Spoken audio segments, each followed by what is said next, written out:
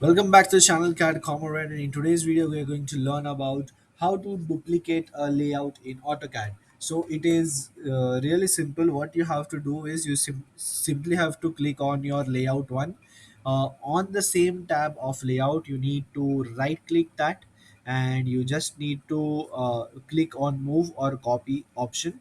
So it will open up the move and copy dialog box, in which you need to select the option of create a copy, which is right over here, and select move to end. That's all, and just press OK. So it will create a copy of layout one itself. Again, you go there, select on name, and simply type, instead of two, you simply type two instead of one, and your layout one and your layout two will be copied uh, as it is. So you go into the viewport and you simply pan to whichever drawing set that you want.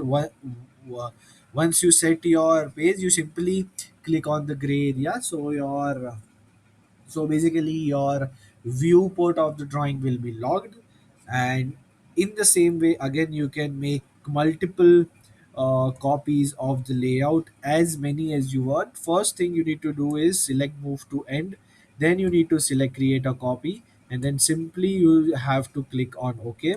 Then click on the copied layout, rename it instead of the previous number. You simply have to make the further number, and simply click on it.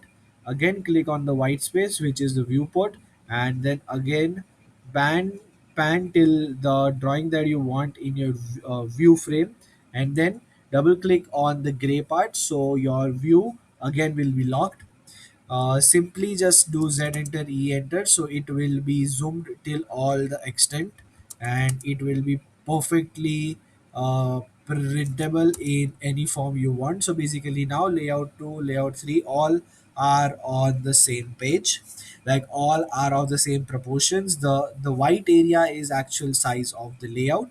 So this is how you do duplicate a layout in AutoCAD. If you like the video, then share it with someone who may need it. Thank you.